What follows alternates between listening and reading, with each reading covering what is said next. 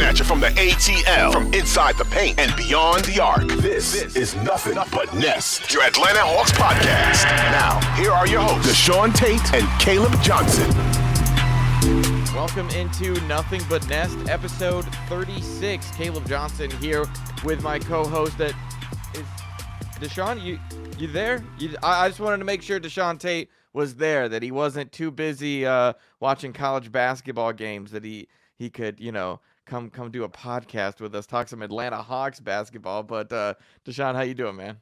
Man, I'm good. With the exception, listen, I'm covering tournaments and whatever else. They got me here at the Big Apple. I think my closet at home is bigger than this hotel.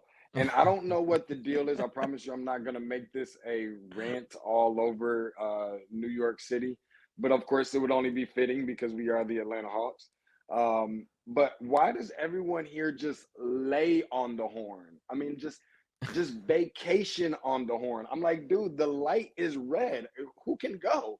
Like, it's like a family reunion amongst horn honking at this point. I don't understand it, but nonetheless, we're here to talk about some Hawks, and I couldn't be more excited. Yeah, I'm just glad that you're not, because I know you did an appearance with JR Sport Brief recently, and you talk about the horns. Like, yeah, I heard those.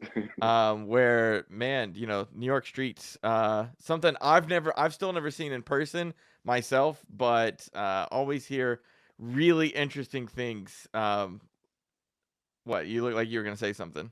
Well, shout out to my dude Sport Brief for having me on. I wasn't sure which way to go. Obviously, you see some of the connection issues that I've been having in the Fancy Nancy hotel that they charged me my left leg for. Yeah. You would think that the reception would be a little bit better. So I'm like, okay, well, maybe I'll have to do this from the street. But I don't want things to be – I almost did this podcast from the street, for crying out loud. But I'm like, when you got all the noise and the horn honking and all the craziness, fire trucks and everything else going on, it's going to sound for bad radio, right? But I figured maybe you can get a little bit of the ambiance. As long as nobody walks up to me and asks me questions, I think that I can be halfway decent in that setting. But in New York, they probably just much. assume you're talking to yourself anyway. So you can just you'll fit right in. I don't know if that says more about me and the way that I look, or an indication about New York City. Yeah. Well, while we've got you amongst all of the crazy NC tournament stuff that's going on right now, I honestly don't even know particularly where to start with the Atlanta Hawks, other than, DeShaun, your favorite thing to say about this team keeps going, because the Atlanta Hawks once again are within one game of 500. Is now, I believe, we've reached 26 games where the Atlanta Hawks are within one game of 500. As right now, this team is 36-37 on the year, still in the 8th place position within the Eastern Conference. But Caleb, what's that? We and for the people who don't know, unless you've been living under a rock, you know that my thing is consistently inconsistent. Mm-hmm. But here's the thing. If you're always in the 8th spot for the last 26 or whatever it is games, right? Just to be fair, and you're not moving within 1 or 2 games max from the 500 spot, I'm not saying this is anything to go, call grandma about or anything like that, but isn't that pretty consistent? Maybe not where you want to be. But that's pretty, at least they're consistent now. Yeah, I'll say the one thing that has been consistent is you don't know what to expect from this Atlanta Hawks team. Is obviously, since we've had a podcast, Golden State, that game last Friday looked really good. The Hawks competitive in that one. You beat a Golden State team that, sure, many people are like, hey, they can't win on the road, which is true, but still a win, and you looked good while doing it. And then I feel like everyone was so excited not so excited, but ready for the return of DeJounte Murray to San Antonio. And it was like, okay, San Antonio completely depleted. The Hawks, got good things going. DeJounte's going home. Then we have that whole fiasco of the best first half this Atlanta Hawks team has had, scoring 83 points and then scoring 35 in the second half for the worst half of basketball they played all season, and you lose to the Spurs. Then now we're in a couple of back-to-back situations. Is obviously we're talking to you guys after a win and a loss. They win against Detroit on Tuesday for game 1 of the back-to-back, lose game 2 of the back-to-back in Minnesota, 125-124. And man, DeShaun, I feel like there's nothing more frustrating than how the Hawks finished out that game on Wednesday, where you'd kind of been all over the place. You got Karl Anthony Towns coming back, playing his first game since November. It's like, okay, no DeJounte for the Hawks.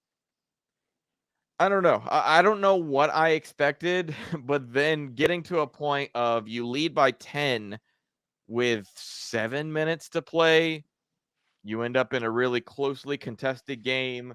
The officiating is dreadful, and you lose by a point because the officials don't call a foul that would have sent Saddiq Bey to the line, with a second to play. And then after the game, you get the pull report that says, oh, hey, yeah, we should have called that a foul. Saddiq Bey should have gone to the line.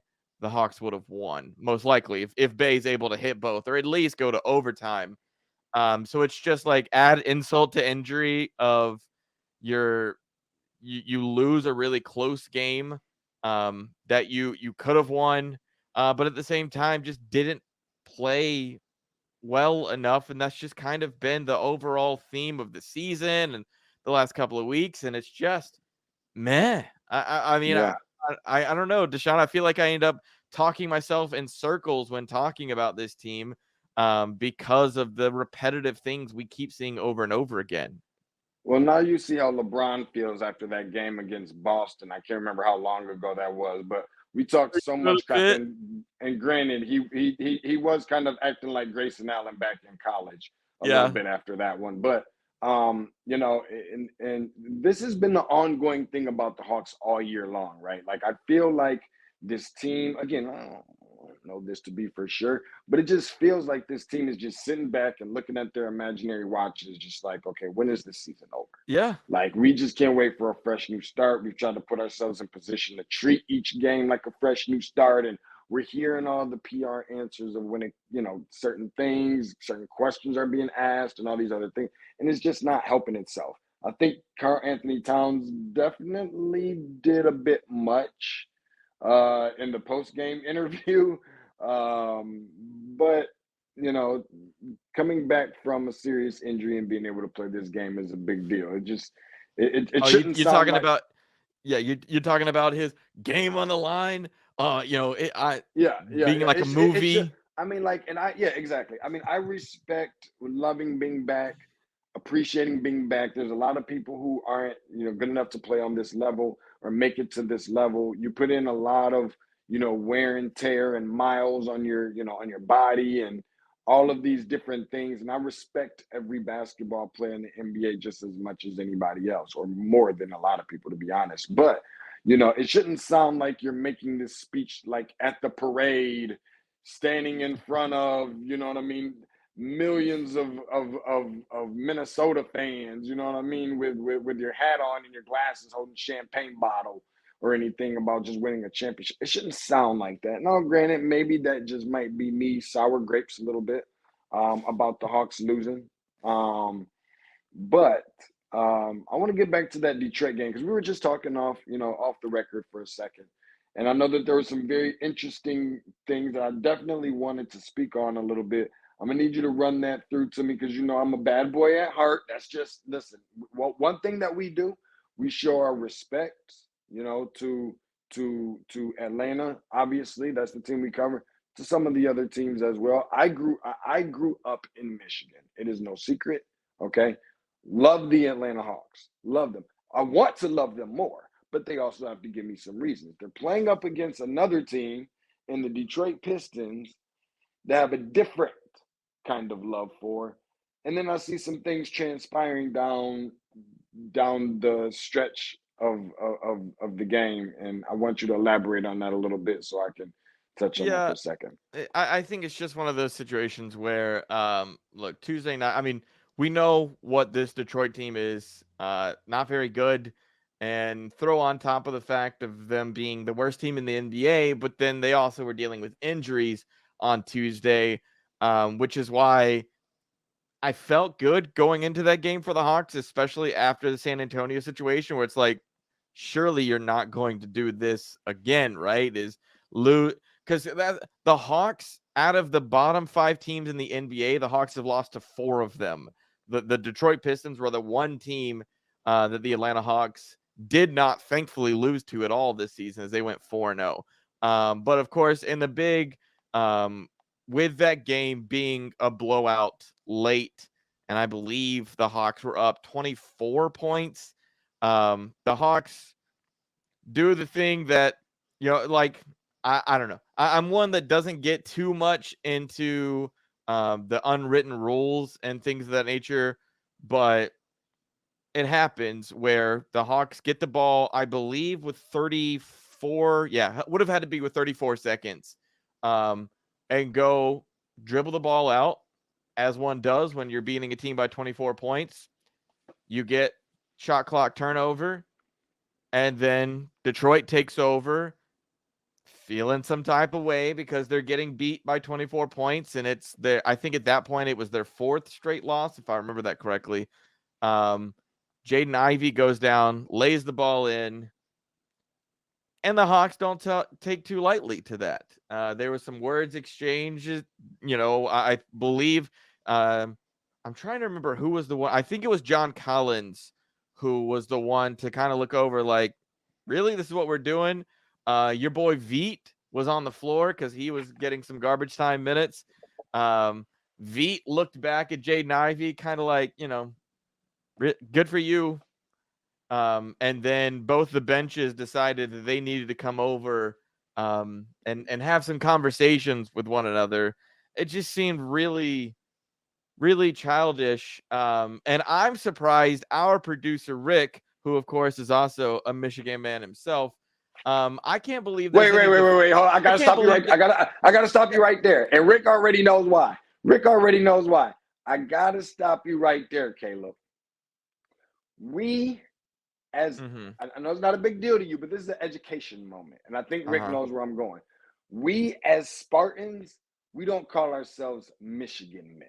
Oh, that's right. That's those other guys. That's right. I had to stop you. Yeah. I'm only going to, if I called you, Detroit. If I called you anything that even sounded similar to Georgia Tech, anything. Yeah. Anything. Then okay, so we're on the same page. Okay, proceed. I had to clear the air. As a Detroit guy, but that there would be any defense of you're losing by 24 points and you put a layup up to, like, what are we doing? We're children now. We're just, I'm gonna get my 2 points, because what did Jaden Ivey? What did he finish with? I'm trying to remember what his final stat line was. Here, I got it pulled up. Finished 17 points instead of 15 points. So good for Jaden Ivey that instead of hitting on 5 shots, he hit on 6 because he decided to put a little cheap layup in at the end. And yeah, I mean, I don't blame the Hawks for not appreciating that there's some gamesmanship to all of this. Here's my issue, Caleb. Can you hear me? Yeah. All right, cool. Couple things here. I wanted to rewind for just a quick second. And I wanted to mention, actually, this kind of ties in to the game against Minnesota to a degree. So I'm not as big on the whole didn't get the call, got the call, whatever type of thing. Because if you don't put yourself in that position to where those 3 men or women, I think it's 4 of them now, running up and down the court with the Foot Locker shirts on, if you don't put them in position to put yourself in position to where you have to force the game's result to be based off of whether they blow a whistle or not, that's on you. And I'm always going to be one that feels that particular way. Now, on the flip side, as we get into this whole thing about Detroit, listen, this is just one that I'm a believer in. This is not a bad boy Pistons thing. This is not an Atlanta Hawks thing. You play until the final buzzer. I understand. Caleb, just hear me out. Just hear me out. I understand that there is an unwritten rule of sportsmanship. You dribble the ball out. I feel like in college basketball last year, we've seen some similar things with the whole Juwan Howard punching Greg Gard, the Wisconsin coach, over some of that stuff. You play from start to finish. And that is part of the reason that I think that we have not been. Now, first of all, the problem is it looks really embarrassing that the Detroit Pistons are playing from start to finish and they still stink as bad as they do. That's number one. But even more so, I think part of that is a little bit of the Atlanta Hawks issue too, is that we're not seeing them playing from start to finish in some instances. Stop it. No, listen. Stop it. No, I know that the thing is, no. You talk about playing start to finish. The Pistons weren't playing start to finish. They were getting dominated. The game was over. There was no. They were playing, but the game you play until. Let me ask you a question. This is a perfect example, right? Let me ask you a question because you're a football guy. You love all that football crap, right? I do. So let me ask you something. When they kick the ball off, right? When they kick the ball off at any point, whether it's a punt, whatever, right? And it goes into the end zone, right? And the guy catches it and he knees it, right? Right in the end zone, right? Of course, they're going to forward it to the 20 or whatever. That's the next play or whatever. 25, okay. Yep. But why are the guys that are kicking the ball off? Why are they running all the way through to the end zone after this guy just kneed it like 15 minutes ago? Why are they running through to the end zone? Why? Maybe you can explain it to me because I have a really good idea. Okay, but I do. It's because they believe the mentality is you finish all the way through. You run it through just the same way you would, because I don't know if it's a matter of you never know what happens if a guy drops the ball. I don't know. The play is finished. The knee is down, but you still run the play all the way through to the end. That's a mentality thing. So I'm not gonna crap all over some guys that decide they want to keep. I understand unwritten rule. I get that part. Okay, I get it, Caleb.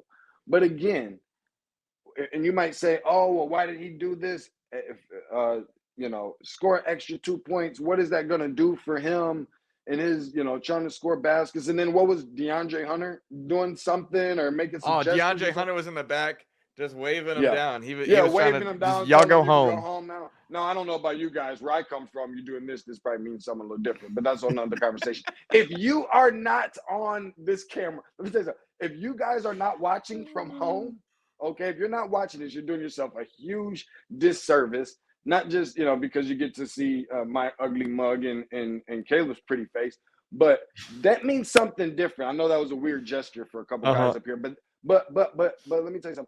But yet still, Caleb, like a little bit of trash talk, I'm good with that.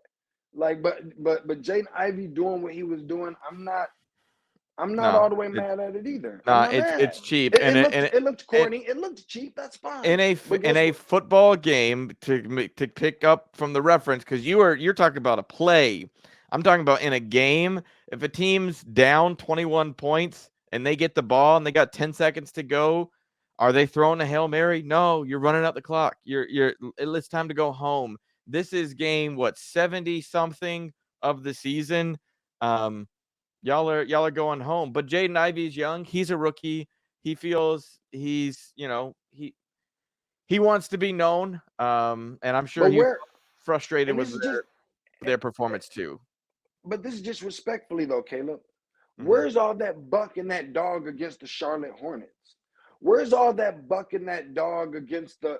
You understand what I'm saying? Like I don't know. Like I think the last time we did this podcast, I think, and it may have been before that. I don't even think we've done anything since the whole Marcus Smart slamming Trey to the ground type deal and all that. I can't remember.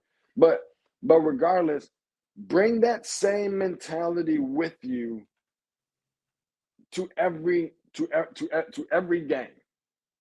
That's what I want from this team, because at this point, what are you playing for? I don't know. I hope you don't fall outside of the race for potentially being. I know one thing. I don't want to see them be a play-in team. I don't want to see them in, and that's what we're looking at now. We're really having conversations about that. Was last year. If I would have told you, and this isn't just to be overly critical, but in some cases, like that we have to do on this program, Caleb, it's got to be said. Like last year, without DeJounte Murray and without this, new phenomenal coach and all these other things and all this stuff, like that was maybe not the expectation, but they didn't have a choice. Like they played in that. You had to at least show that you were a step better and beyond. And you've had those opportunities to be as well. And it's not just on one guy, it's on all the guys. But you're not putting yourself in a better position. We just got done talking about 500. And then there was somebody, who did you say? Somebody was talking noise. What did you say? What's his name again? What are you talking about? The other guy, the guy that's all the way down on the bench. What's his number again? Are you talking about Veet? Yeah, that guy. Veet Crushy? Yeah, I guess. But 27? 27? I mean, I guess. I never grew up wanting to have number 27. That meant something different if you were playing ball and you had number 27. But who cares about that? Because that's not important. He's an NBA player. I respect it. But what I'm saying, though, is like, what happened? He was woofing a little bit. Oh, he just looked back at Jaden Ivey and had a little. You barely even get in the game. Yeah. Like, we can't. Okay. Yeah. Listen, I respect the dog. I want more dog out of this team. This is the whole purpose of me saying it. I'm not trying to crush him, but I want more dog. I want more. What did I tell you before was my biggest concern? I don't care who they go out and get, talking about the Atlanta Hawks. I don't think that they have enough adults, and I don't think that they have the edge. When we were talking about players that they can go and get, or ideal players like similar to these type of guys with these type of mentalities, like the Marcus Smarts and the Draymond Greens and the Jay Crowders and those kinds of guys that like to, kind of muck it up a little bit. Like that's, if you're not going to go out and get that piece, I need you to develop those pieces. You know what I'm saying? Like I need that from you. And because I'm not seeing that, that has made it frustrating. So you don't flex those muscles, I feel like, on the team that is in the running to get Victor Wembanyama and be number one. You flex those muscles on the other guys that are closer towards the top, but you take care of business against them first, and we haven't been seeing that. That's why I think that was also somewhat equally cheap to be whooping at them for that. And you just sometimes you just have to be the bigger man and just let him have his little stupid 2 points. Yeah, I think the other element of this, and something we've kind of been talking about, is with this team being 500, with this team clearly based on the fact of, you beat good teams, lose against bad teams, lose against good teams. It's just kind of all over the place. The one thing that is sticking out with me is Quinn Snyder and his responses to these games. Whether good or bad. And I think specifically it was after the loss to the Timberwolves that Quinn Snyder said something he's been saying for the last few games. And I don't know what it took, but it finally connected with me. Quinn Snyder, after a loss, was talking about, there's this, there's that. I would have loved for like this play in the first half to go different. I would have loved for this call in the second half to go different. But we competed, and he just kept emphasizing we competed.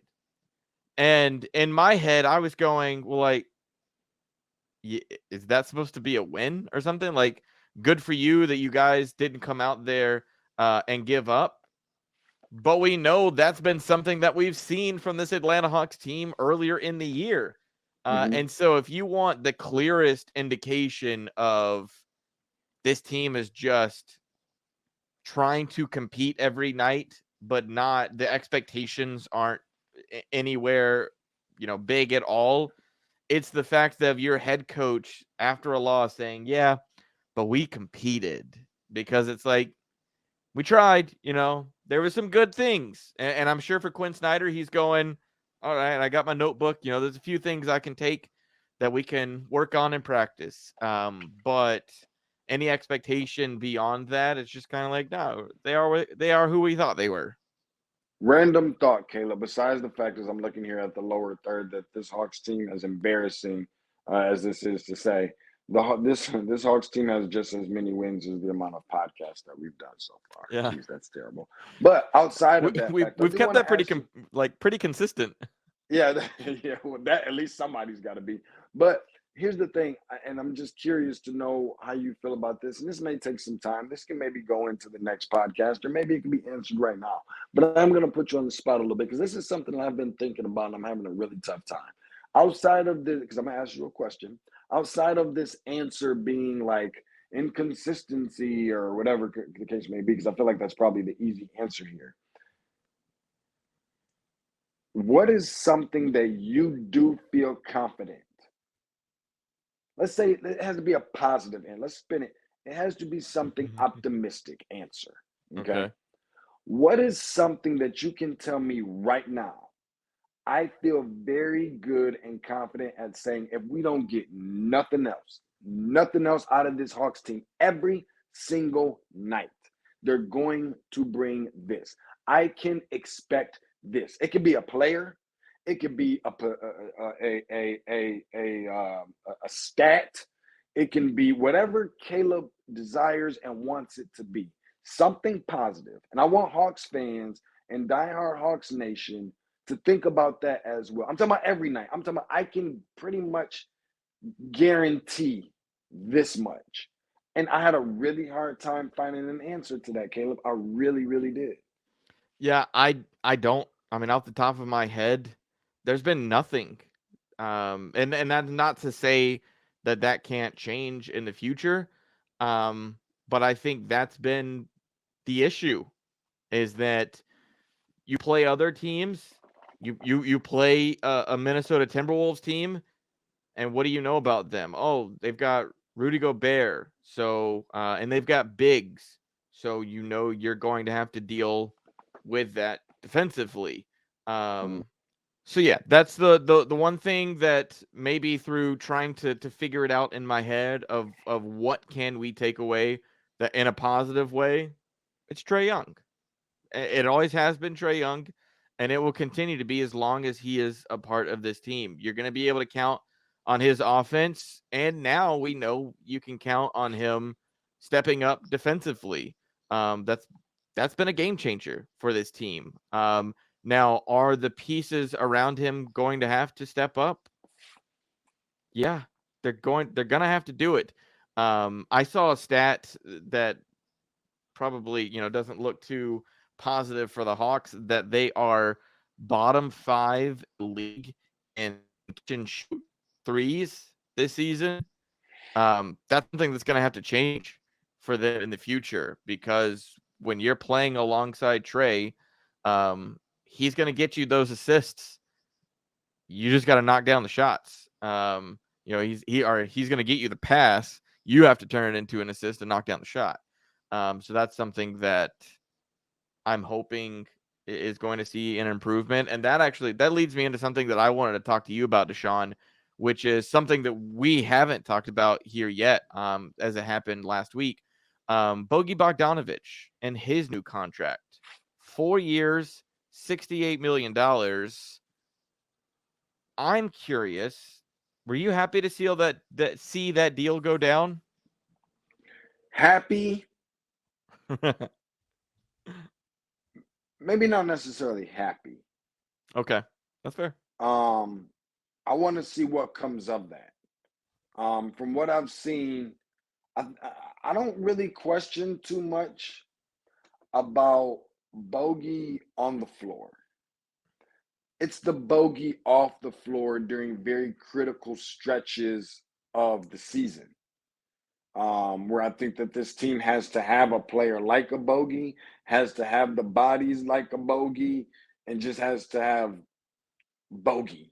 I'm not really going to get into the details or the terms of the deal or all that kind of stuff, how much he's getting paid. I'm just thinking about basketball alone. But I know that was one of the big conversations between bringing him back or him coming back and DeAndre Hunter coming back and all that kind of stuff, I guess we have our answer now to a degree. But I just like to see him stay away from the IR more than anything, so that we can have because what good is all of this if we're still having conversations about the IR, but guys are still getting paid that kind of coin, or not even about how much, but just in general. Nobody's playing the game for free, obviously, but that's just a concern of mine. Oh no, it's a big concern. The injury stuff is absolutely why when I saw that deal hit my inbox last week, I was like, what? Because we all knew Bogey has had a player option for next season that he could have picked up, and the Hawks could have moved him as someone as a championship team, maybe contending team, wanted to add a piece without having to add a bunch of years. And so that was the other part of it, that signing a 4, so Bogey's going to be around here. Or if you're wanting to trade him, that would be very difficult. Well, first off, you can't trade him now. I believe for 6 months when I saw the initial deal. So you can't trade him for 6 months, which I'm assuming if you're signing him to a 4-year deal, you don't want to. However, the injury stuff, DeShaun, is what makes me feel very uncomfortable about this, because Bogey, the person that we get to talk to in post game, the vocal leader that he is with this team, incredible. The guy knocking down threes, incredible. But he's missing about, I believe, in 3 years with the Atlanta Hawks, he's averaged about 24 games a season that he's missed, which feels significant in an 82-game season. That you're essentially missing a quarter of the season for the 3 years that you've played with this team. It makes me uncomfortable. It felt unnecessary to sign him to that type of extension. At the same time, the Hawks need players like Bogdanovic. So then in some respect, I get why, they want to keep a guy of his abilities around longer. What kind of trouble is the Atlanta Hawks in if Bogdanovic is their primary vocal leader? I think it's telling on 2 parts. It's telling that a 27-year-old is a veteran, and then it's telling about just like roster construction in general, because this is something that I think I've talked to you a little bit about. I know I've talked to guys at 92.9 The Game about, whereas you mentioned the Draymonds, you mentioned the Jay Crowders, you mentioned the Marcus Smarts. There are becoming fewer and fewer of those guys that are sticking around in the NBA, because it's just easier for teams to get younger, cheaper guys. And so, having a 42-year-old Vince Carter doesn't make as much sense for teams anymore. A team like Miami, to have Udonis Haslem essentially be an assistant coach, but they pay him like a player, it's getting fewer teams are willing to do those kinds of things. And just based on like pay structures and salary situations in the NBA, I think that's how you end up in a situation where Bogdanovic is, yes, a vocal leader for the Atlanta Hawks. I think we're waiting for the day that's DeJounte, especially if he's going to be around here long term. But that's where they're at right now. And like I said, it's as much Bogey's leadership as it is, like it's his shooting. They need that level of, I talked about the catch and shoot threes. Like that's a lot of what Bogey does. But the other guys aren't stepping up in the same way that Bogey has done. And even he has been another guy who's kind of been inconsistent. They've needed him the last 2 games, obviously with DeJounte Murray not being in the lineup. But it just, I don't know. It feels strange, not to be pocket watching, but feels strange to be paying a guy $18 million when he's averaging 14 points and like 3 rebounds a game. But at the same time, that's been so crucial to that Atlanta Hawks bench rotation that it's felt like, they that's what they felt they had to do. Shout out to Bogdanovic for getting the big bag. I'm Yeah. gonna leave that part. I'm gonna leave that part right there. I don't make those decisions. That's way beyond my pay scale or pay grade. But yeah, what are we looking at? Moving forward now. Yeah. In terms of the next X amount of games. I was just about to say. So, doubleheader coming up this weekend. It's a doubleheader of 2 home games because the next 3 games are at home, which has been really nice. You get Indiana on Saturday, but that's not got too many people very excited. The real thing that is going to have people excited is Sunday. The Atlanta Hawks are hosting the Memphis Grizzlies. Mm-hmm. Also, just for people who might be going to the game, I believe that is when Gucci Mane is going to perform at halftime. Gucci Mane! Yeah. So Gucci Mane returns to State Farm Arena where he proposed to his now wife. That's right. Yeah. He did, yeah. That was a few years ago that happened at halftime. There was actually there was a proposal on what day was that? It was Tuesday. There was a proposal at the game on Tuesday. I hate it so much. I'm so against the in arena jumbotron proposals. Well, why? Because I'm a hater, and just like no woman wants to be proposed to during a sporting event. It just I have a hard time believing. I don't think that's true, Caleb. You don't think so? No, I think it depends on the woman. I just feel like I've never seen a woman getting proposed to at a sporting event on the jumbotron who was just like, you know what, this is how I pictured this. It just well, that may be true. Number one, I've never seen none of them say no. I have. Number one. I've seen a no. You did. I've seen a no. Wow. I mean, there's definitely been. I mean, I can tell you how I have personally, my experience with being at games when I watch. Of course, if I'm, with my significant other at that particular time, and it comes on the jumbotron and somebody's proposing, I'm always getting the, hey, look what they got. Yeah. Look what they did. Look what he did for her. I would imagine that I don't know if the elbow is about the jumbotron or if the elbow is about the ring or if the elbow is just because, that was just your opportunity to, to bother me in the moment. Like, or, I don't know. Now maybe that's maybe when you're DeShaun Tate's significant other, you would take any proposal. It could be at a sporting event or not. Just catch me outside of March. You got 11 different months. You got to catch me outside outside of March and outside of the first week of April, and I think we good money. But that was just one of those things that I saw it on Tuesday, and I don't know why people do it, but hey, if that's what you love, good for you. I'm gonna say this one last thing because I know that we're about to wrap up. I want to talk to DeAndre Hunter about something. I want to find out, and I'm just at this point just kind of talking. But I know we're wrapping up. It is March Madness. We've kind of talked about this a little bit. I was at a game last weekend. Okay, 16 seed beats a 1. Are you on a flex? Are you on a flex right now? I mean, I'm going into the whole. I mean, you're taking it personal. I'm thinking more about DeAndre Hunter. But I'm at the 16 versus the 1, and I'm seeing this whole thing happen. Courtside. Courtside.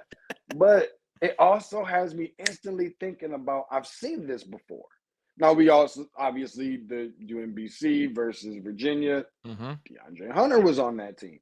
And it felt very similar, obviously, because I'm like, I remember how I felt in that moment that I saw that was about to happen against Virginia. And I'm starting to feel that way now. Maybe only halftime with Fairleigh Dickinson, but I can sense in the arena, like, it's going to go from, oh, they've got a nice little lead. That's cute. And then that's going to turn into like, oh, well, talent should be able to kick in at any moment now. And you're kind of looking at the watch and it doesn't happen. And then you're like, if this thing hits just about right, we could really have something. And then lastly, you're like, it hits you. It dawns on you. And it's like, this is about to happen. Like, I'm about to witness history. And it's got me thinking about that Virginia team. I wonder if does that play back in the mind now, saying another 16? Because I'm talking to somebody and they're like, yo, DeShaun, there's very few, there's nobody can be more happy that this happened to unless you are either A, you are Arizona, B, I think it was Virginia, because they both had lost. So now Purdue is like the elephant in the room now. But I'm not sure if I love being Virginia in that position where it's not just like, hey, it didn't only happen to us. Or if it's a frequent reminder to them now that's like, oh, yeah, I remember when that happened to us type of deal. So I kind of wanted to pick DeAndre Hunter's brain on that a little bit, just to kind of, I think he probably would have felt better about it if Virginia hadn't also lost in the tournament. So and then won the following year. Well, no, I'm talking about this year. I'm talking about like good point. You wouldn't have good point. Probably wouldn't have mattered so much of like, oh, cool, now we're at least not the only ones. But it's like, we're not the only ones, but we also learned the loss because it also happened this year. That is a very good point. But I think it does help that they won the national championship the very next year. So yeah, that for can what it's worth. Having a ring can definitely wipe away some bad years of basketball. We would love to see that in Atlanta. Would be great to just because the thing is, when it comes to the Braves, when it comes to Georgia football, people can say whatever they want about tough times and going through rough years, whatever. As long as I can look over here at my Atlanta Journal-Constitution of national championships, of World Series. I'd be good with an NBA championship to have to clear space for on my wall too. It would make a lot of this a lot easier, but not coming anytime soon, unfortunately. But hopefully we can at least by the next time that you and I talk on this podcast, please, Atlanta Hawks, don't let Ja Morant and his return to the NBA after all of his foolishness. Don't let that team and Desmond Bain and Dylan Brooks and that annoying Memphis Grizzlies, don't let them beat you, please, especially at State Farm Arena. I really want to come back on this podcast and just be more positive about this team than it feels like we have been recently. But that's our time. Thanks to everybody for watching on YouTube. Go find us on YouTube if you're listening to us just in audio form. If you're listening to us, or if you're watching us on YouTube, we're also on the Odyssey website, wherever you get your podcast. For my co-host DeShaun Tate, I'm Caleb Johnson. Have a good weekend.